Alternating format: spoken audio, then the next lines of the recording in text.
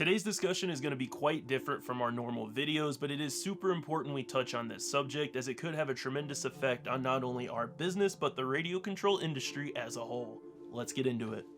What's up everybody? If you're new here, my name is Devin from Naughty Boy RC. We are an online retailer and distributor for a bunch of different brands in the RC hobby. I'm not a political expert and I'm not here to push any politics onto any of you. I just love RC cars and happen to have fun with them for a living. So if you're in the market for a new car or any parts, feel free to check us out. Links will be down in the description below. And hit that subscribe button if you want to see more videos like this in the future. Unless you live under a rock or maybe you're not from the USA where we are based, you would know our most recent election cycle just finished up with Donald Trump being declared the winner and president-elect until his inauguration January 20th. This will be his second term in office as he previously served from 2017 to 2021. During his first term in office, a number of tariffs were put into effect on a bunch of different countries, but overall the effect was very minimal, if at all, felt by the RC industry. Except for batteries. Kind of. See, most RC LiPo batteries are filed with tariff HTS code 8507.60.00. The 2018 tariffs avoided this code, however they did hit several other battery and battery component codes, including 8506.5000, which is lithium polymer cells in primary batteries, or all LiPos of non-rechargeable lithium batteries, including lithium metal batteries used in various applications like medical devices, remote controls, and electronics. So yeah, we barely dodged a bullet with that one.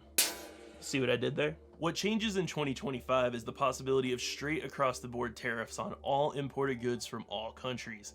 Yikes, that is extremely concerning for our industry in particular, considering the manufacturing almost exclusively takes place overseas. Now there are some variances on these tariffs based on country, so let's talk about that.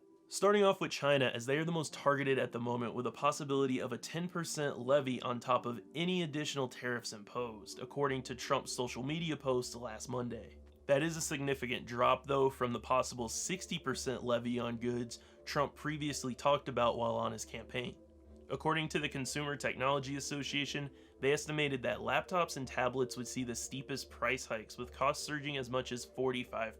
Video game consoles and smartphones could also see double-digit price hikes.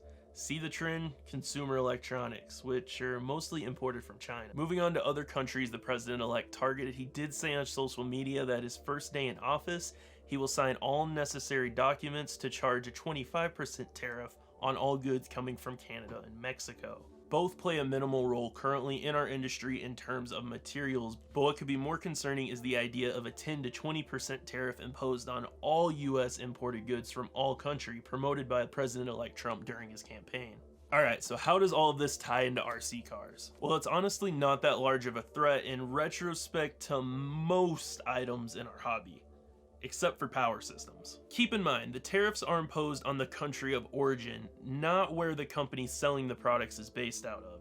So most US-based RC companies are gonna have to pay these tariffs. See, the radio control industry is actually very diverse in manufacturing for being as small of a niche as it is. Now it is Asia centralized, but the majority of vehicle and part production actually takes place in Taiwan, not China, which has a really good relationship with the USA that has continued to grow over the last few years. This is super important considering the majority of Traxxas products are made here, and Horizon Hobby produces quite a bit for their brands in Taiwan also. Other notable Taiwanese manufactured RC car brands include Luis RC, Intech, Techno, and Team Associated. You can also find RC manufacturing in Korea with G-Made, which is excellent since we currently have a free trade act with their country for most imported goods. Other brands like Exotic, Tamiya, Yokomo, and Kyosho make all or some of their products in Japan and even the Philippines. Moving outside of Asia and over to Europe, we have major brands like X-Ray and Schumacher manufacturing items, as well as a growing number of aftermarket companies in the region. For example, the brand Mixler that we carry manufactures all their stuff right in Germany. Now in the US, we do have manufacturing brands like Raw Speed and Proline for tires, bodies, and accessories, and Castle Creations down in Kansas for electronics. We do of course though have many smaller aftermarket brands like in Europe, and some do make things with US based materials. For brands right now that would be most affected price-wise in the USA, we'd be looking at a couple of big names primarily or completely produced in China, including some Horizon Hobby products, Red Cat, some HPI stuff, most of the Team Corrali cars and parts, Serpent, LC Racing, Rage RC, Bold RC, and FMS. But where the hurt would really come into play is the electronics categories, as most motors, ESCs, servos, and most importantly batteries are made in China. Radio-wise, we do have Futaba and Sanwa holding us down mostly in Japan and Taiwan, so that won't be an issue per se, but their products do come at a premium already, and most cheaper alternatives like Wi-Fi, Connect, FlySky, and Radiolink are all made in China. Some of the notable Chinese brands that produce a lot of the electronics sold here in the USA are Jinsei, CNHL, Gaoneng, SRT, Hobbywing, and Surpass Hobby. Those last two listed are very important, as Hobbywing and Surpass Hobby manufacture most, if not the majority, of RC electronics on the market. We do have electronics manufacturers in the USA like Castle Creations and Tekin to fall back on, but again at a premium and dependent on material sourcing when the tariffs take effect. SRT does the private label on the servo side of things, but we do have Savox and Hitech who primarily manufacture in Taiwan and the Philippines. Where we should be cautious is with these little bricks of go-go juice that we use to power our vehicles. See, most RC lipos are manufactured in a few factories distributed under a ton of different names. The problem is almost all these factories and brands are in China, who is also the third largest producer of lithium in the world. There is the manufacturer Sunpadao, who has a facility in Taiwan but is a China-based company, and depending on tariff restrictions or China's rebuttal to the proposed tariff could dictate to whether or not some production could take place there. Regardless, without exact data, we are looking at a very minuscule percentage of RC lipo production that could effectively take over outside of China in the near future. Besides that, our hobby is a peon in retrospect to the global market that uses lipo batteries. Tech giants and auto manufacturers are going to be the first to find cheaper avenues for lipo production, and we'll be there left to pick up any crumbs if they're available.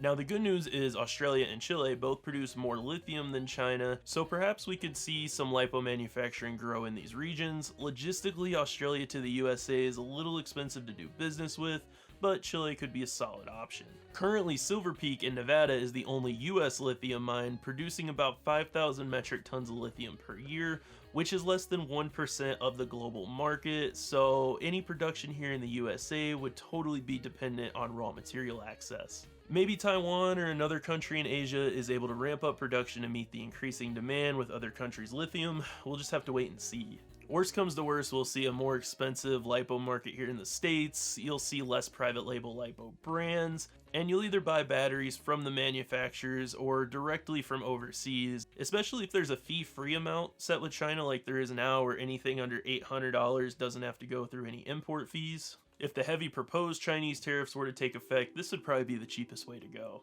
And please don't take this as an excuse to go panic buy lipos, they'll still be there when the dust settles. You may just find yourself waiting a couple extra weeks to save a few bucks.